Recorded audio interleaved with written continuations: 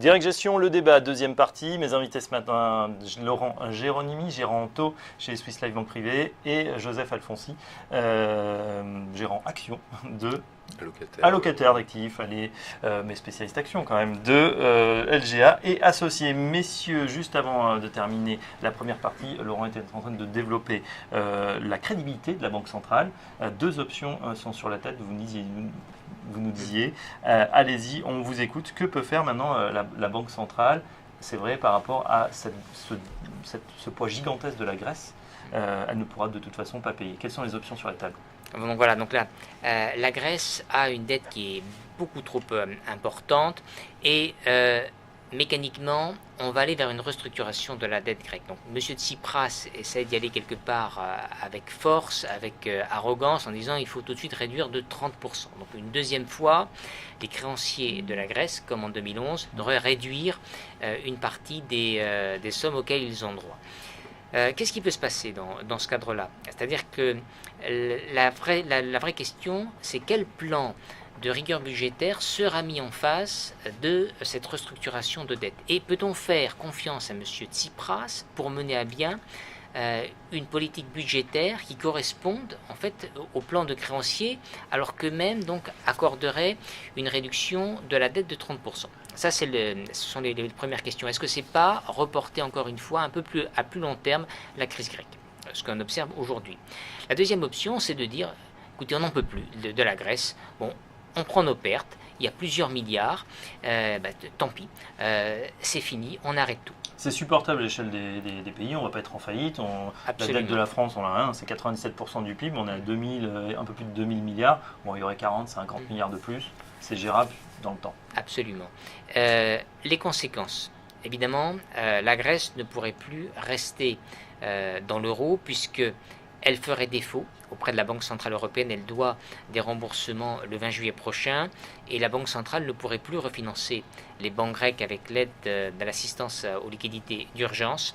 Et donc ça y est, la Grèce sort de la zone euro. Alors on ne sait pas du tout comment un pays sort de la zone euro puisque rien n'a été prévu pour la sortie d'un pays de l'euro. Donc là, ça sera des montages. Le saut dans l'inconnu, dont parlait François Hollande. Absolument. C'est totalement inquantifiable. Donc on ne sait pas du tout comment vont réagir les marchés, et notamment les marchés, les investisseurs étrangers en dehors de la zone euro. Le deuxième point, l'éventuelle sortie de la Grèce de l'Union européenne. Là, ce sont des contrats, et il y a une sortie qui est prévue, mais c'est une procédure qui est longue et qui est menée d'obstacles juridiques sur tout le trajet. Donc c'est vraiment quelque chose de très très délicat.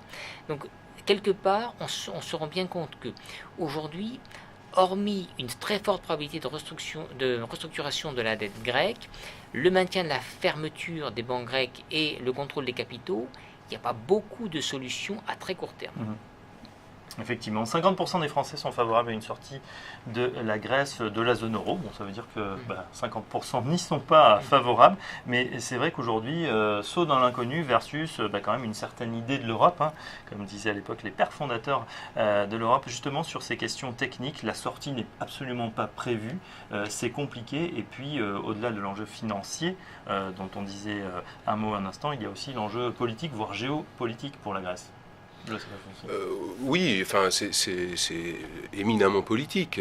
Que va devenir la zone euro? La zone euro, encore une fois, est une construction. Quels seront les contours demain de la zone euro? Si demain il y avait un Grexit, quelle crédibilité conserverait cette zone auprès des investisseurs internationaux? La vraie question est là. Il ne faut pas que la zone euro devienne une auberge espagnole où tout le monde fait un peu ce qu'il veut, comme il veut. C'est pas possible. Ça n'est absolument pas possible. Donc c'est politique, forcément politique. En revanche, à un moment donné, il faut qu'il y ait de la fermeté, puisque les règles du jeu doivent être respectées. Alors les Allemands veulent être très fermes, ils sont en pointe sur le...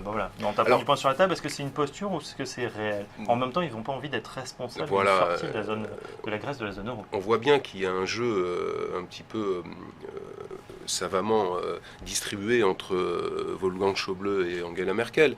Schäuble joue la fermeté, il est dans son rôle, et de rappeler qu'effectivement l'ensemble des partenaires européens ne vont pas financer éternellement les dérives budgétaires de la Grèce, et en même temps Angela Merkel ne souhaite absolument pas que l'Allemagne endosse la responsabilité d'un Grexit et de ses conséquences sociales demain sur le peuple grec si cette éventualité intervenait. Donc il y a un jeu d'équilibriste que les politiques mènent. Ça n'est pas simple pour eux, hein. C'est une situation inédite. On voit bien qu'ils sont dans la recherche du meilleur compromis. En même temps, voilà, si on essaye d'être objectif, est-ce que le dossier grec ne doit pas être l'occasion finalement de réaffirmer complètement ce que doit être la zone euro, de réaffirmer les règles pour repartir sur des bases assainies. L'idéal, je pense que ça serait l'idéal et tout le monde a un peu en tête. Ça veut dire quoi, qu'on efface la dette grecque ou au contraire qu'on dit au revoir à la Grèce? Si la Grèce devait sortir, on vient de le dire, les conséquences financières seraient quand même mesurées et seraient contrôlées. Ça permettrait de réaffirmer les choses. Maintenant, les conséquences sont pour l'instant très peu quantifiable et donc on voit bien que là-dessus personne ne veut aller dans cette direction spontanément. En vous écoutant, messieurs, j'ai l'impression qu'il y a deux options, vous le disiez très bien. D'une part, effectivement, on dit à la Grèce, tant pis, on s'assoit sur la perte finalement, ces quelques milliards, ça va être étalé entre les États et la Banque centrale. Voilà, la Grèce sort de l'euro, ou bien au contraire, quitte à prendre cette perte, est-ce que justement on ne peut pas dire, voilà, restez dans l'euro, parce que la solution finalement c'est pas la mutualisation, donc il faudrait des fameux eurobonds dont on parle souvent, ça serait aussi une sortie par le haut de dire, voilà, la zone Europe collectivement est capable effectivement, quand il y a un qui est en défaut ou en difficulté, d'émettre des euros obligations. Est-ce que c'est une option qui est sur la table selon vous? Déjà, il y a déjà le mécanisme européen de stabilité financière qui existe et que la BCE pourrait utiliser, mettons, s'il y a un stress financier, si les conséquences d'une sortie de la Grèce seraient beaucoup plus dramatiques que celles qui sont anticipées. La vraie question des eurobonds, c'est la crédibilité, toujours la même chose, de la zone euro d'agir en commun. Donc que chacun des pays applique le même type de politique budgétaire, la même rigueur. Et c'est ça, on tourne toujours autour du même problème. Et on voit bien qu'il y a un discours un peu différent entre la France et l'Allemagne. Les Allemands ont déjà une retraite à 67 ans. On voit bien que dans l'opinion publique française est sensible au fait qu'à un moment donné, il faudra se poser sérieusement le véritable âge de la retraite et qu'on ne peut pas continuer aujourd'hui dans... L'âge de la retraite, c'est 60 ans, c'est ça en Grèce? C'est 60 ans, et c'était à 53 ans en 2011, avant le premier plan de restructuration. Mais je dirais en France, on a cette même problématique, c'est-à-dire que ce sont des problématiques qui sont apparues après la Seconde Guerre mondiale, finalement d'une solidarité intergénérationnelle. Elle se repose aujourd'hui parce que les pays sont moins riches, parce que l'espérance de vie est plus importante et qu'effectivement, il y a un déséquilibre entre les actifs et les inactifs. Et mécaniquement, on doit aller vers une solution de bon sens. On le répète encore, la problématique des extrêmes, donc Podemos en Espagne, à la limite Mélenchon en France, Tsipras en Grèce, c'est de dire, attendez, autant qu'on vive replié sur nous-mêmes, c'est la solidarité, on augmente les dépenses publiques, il n'y a pas de problème. Et non, en fait, c'est ce même discours, c'est ce discours aujourd'hui qui nous a conduit à cet excès de dette. Et donc, il faut absolument le contrôler. Pas évident en ce moment, du coup, sur les marchés financiers, que ce soit gérant taux ou gérant action. Alors, il n'y a pas de panique quand même sur le marché, ça baisse évidemment. On intègre ce risque grec. Il n'y a pas de fuite quand même massive des capitaux pour l'instant des investisseurs parce qu'on a l'impression que quand même c'est l'arbre grec qui cache la forêt finalement de la reprise, ou du moins des indicateurs qui sont plutôt bons. Si on parle du point de vue strictement boursier, est-ce que c'est un bon moment actuellement pour revenir sur les actions à 4700 points? On a parlé de la Chine, mais on a quand même, nous aussi, perdu 10-12% depuis nos plus hauts à 5200 points sur le CAC 40. Alors, il y a plusieurs éléments pour répondre à cette question. D'abord, la correction reste mesurée. Dans toutes les phases et les cycles haussiers de marché, il y a des phases de respiration qui vont de 5 à 10, voire plus 15% de correction au gré des événements qui interviennent. Donc là, on est dans une correction qui peut être une correction classique de cycle haussier. Pour revenir un petit peu aux éléments qui sous-tendent tout ça, oui, en ce moment, c'est ce que je disais dans mon dernier édito, c'est dommageable ce qui se passe en Grèce, parce qu'effectivement, on a derrière des éléments qui sont de nature à soutenir, qu'on le veuille ou non, les marchés d'actions, au-delà des valorisations qu'on peut juger chères à un moment donné, mais l'aspect valorisation est à mettre de côté.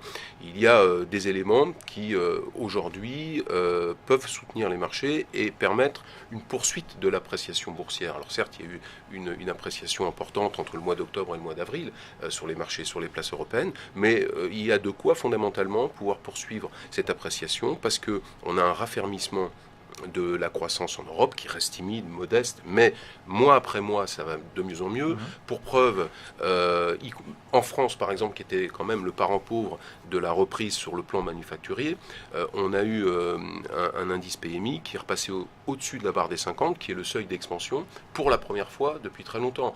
On a une révision en Espagne de la part du gouvernement de la croissance, l'Espagne qui est sortie de récession l'année dernière après plusieurs années effectivement de contraction de l'activité. On a aujourd'hui des prévisions pour 2015 et 2016 qui sont entre 2,8 et 3%. Donc on a une reprise. On a l'ensemble des pays de la zone euro sans exception, qui sont au-dessus du seuil des 50. Donc on a de quoi, en Europe, soutenir, je dirais, une poursuite de l'appréciation boursière. Il y a ce dossier grec. Alors, je vais répondre à votre question. Est-ce que c'est le moment de revenir sur le marché ou pas? Si on fait fi du dossier grec et si on se dit que d'une manière ou d'une autre, on va aboutir à une résolution parce qu'on ne peut pas continuer comme ça, oui, ça peut être effectivement une bonne porte d'entrée, un bon moment pour essayer de remettre un petit peu de risque dans le portefeuille, pour essayer d'aller créer un peu plus de valeur. Du côté des taux, même question. Alors en Géroni, on a vu que ça bougeait finalement modestement. Il n'y a pas eu le fameux flight to quality, c'est-à-dire la ruée sur les actifs refuge, le Bund, l'OAT. Ça n'a finalement pas trop bougé. Même du côté des périphériques, on n'a pas eu finalement de stress énorme sur les marchés de taux. Absolument. Donc il y a l'action sous-jacente de la Banque Centrale Européenne et la crédibilité de la Banque Centrale Européenne auprès des marchés avec les différents instruments QE, OMT, entre autres. Il y a également aujourd'hui la crédibilité des gouvernements compte tenu de la situation grecque à prendre la mesure de la mise en place des réformes. Et ça, quelque part, c'est le point positif. Il y a toujours dans une crise des opportunités et c'est ce qu'aujourd'hui on entrevoit dans les marchés financiers. Le deuxième point, c'est que nous croyons toujours, nous, à l'investissement dans les pays périphériques, donc Italie, Espagne, Portugal. Nous avons de fortes convictions sur tout ce qui est crédit, qui a souffert avec la chute des marchés actions, une certaine corrélation, avec l'écartement en fait sur le marché obligataire, vous savez, des fourchettes entre le prix d'achat et le prix de vente, qui sont toujours en période de volatilité beaucoup plus large. Et donc, pour nous, aujourd'hui, ce sont des opportunités de rentrée. Pourquoi? Sur les pays périphériques. Pays périphériques et le crédit sur certains types de dettes, donc la dette high yield ou dette subordonnée bancaire. Pourquoi? Parce que les entreprises aujourd'hui ont une trésorerie excédentaire, ont des bilans qui sont sains, et donc la volatilité à court terme ne doit pas faire oublier ces fondamentaux. Et pour appuyer ce que disait Joseph, c'est que nous sommes vraiment dans une phase économique de légère croissance, en tout cas en zone euro, et effectivement, il y a aujourd'hui de quoi récupérer un petit peu de profit. Très bien, on est au bout, messieurs. Merci en tout cas de vos éclairages ce matin. Merci à Laurent Géronimi de Swiss Life Banque Privée et Joseph Alfonsi, LGA et associés. On aura, je pense, l'occasion d'en reparler. Messieurs, très bonne journée. Cette édition de Direct Gestion est terminée. On se retrouve dès demain 9h20 pour un nouveau débat. Pour l'instant, c'est l'heure de Direct Investisseur. Restez avec nous, à tout de suite.